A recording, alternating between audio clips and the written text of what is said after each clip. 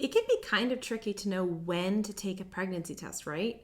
Also, the 2-week wait is total torture. So I get that you want to pee on all the sticks all the time, every chance you get, because I used to do it too. But to save you the frustration of peeing on every stick you have and then buying more, let's dive into when the best time to actually take a pregnancy test is and why. And stick to the end because I'll tell you when the earliest I've ever tested positive for a pregnancy, the answer might be a little surprising.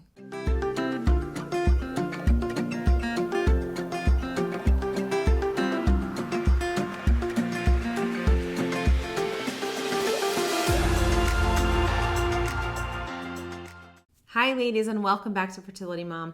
I'm a functional advanced practice nurse helping women from all over the world heal their bodies, improve their fertility, and get pregnant with their healthy babies no matter where they are on their journey or no matter their age. Subscribe to my channel and hit the little bell so that you're notified every time I upload new content. Let's dive in. I get this question a lot from my ladies. When is the best time or when is the earliest that I can take a pregnancy test and get accurate results? And the answer to this really depends on two things. The first thing is, when did you actually ovulate? And the second thing is, has there been any kind of implantation symptoms? Because that can change the answer depending. So I'm going to talk about both. Stick with me and I'll talk about implantation specifically.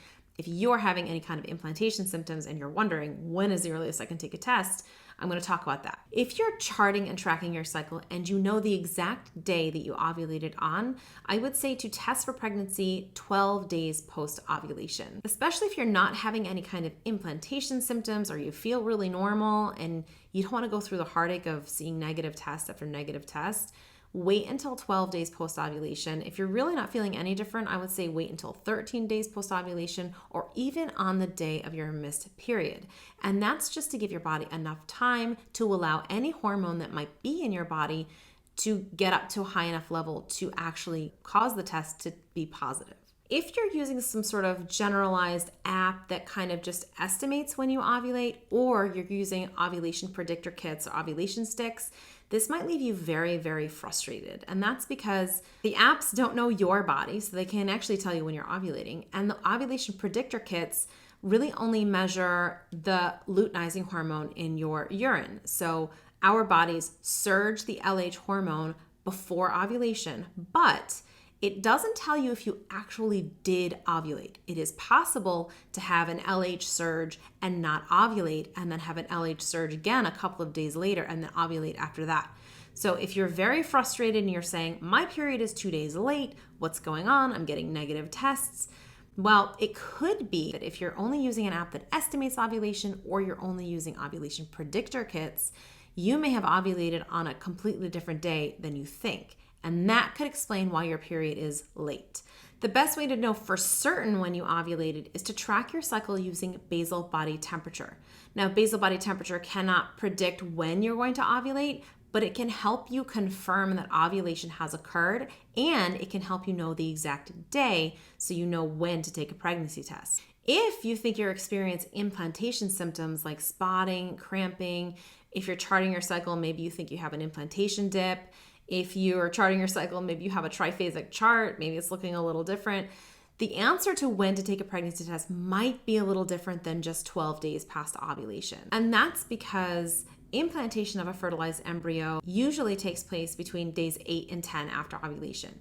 It can happen as early as day 5, it can happen as late as day 12, but as an average, it usually happens around that 8 to 10 days post-ovulation time period. Now, once a fertilized embryo does implant into the uterine wall, it does take a little bit of time for your blood levels of HCG to rise, and then it takes a little bit of time for that to spill over into your urine so that it can be detected on a home pregnancy UCG test. As an average, you want to give that process about 2 days, so 48 hours from the time implantation occurs to when you could get a positive on a pregnancy test. And it does make a difference what type and kind of pregnancy test you are using, because some are more sensitive than others. So if you're experiencing implantation symptoms on day 8, then you can test on day 10. If you have implantation symptoms on day 9, you can test on day 11. But this does require that you know exactly when you ovulated, which is why it's so important that you're charting your cycle using basal body temperature so that you can confirm when you ovulated. If you're just using the app or you're just using the OPKs, it can get really, really frustrating cycle after cycle, especially if you're not really totally sure when you ovulated and you're just guessing based on what the app is telling you. Honestly, I just tell my clients to wait until about 13 days past ovulation anyways, because that takes the decision making off their plate. It takes the worry off their plate. The 2-week wait sucks hard enough already without having to take a pregnancy test 6 or 7 days straight and getting negative, negative, negative, negative. It's so disheartening and it's so frustrating. So honestly, if you really want to know to get the most accurate results and to make the 2-week wait a little less frustrating, I recommend taking it on 13 days past ovulation. But it is possible to get an accurate positive pregnancy test 2 days after you're having implantation symptoms or 12 days post ovulation, as long as you know exactly when you ovulate. Now, don't get me wrong. I have personally obsessively tested, and this is why I don't recommend it. I have tested positive as early as 6 days post ovulation.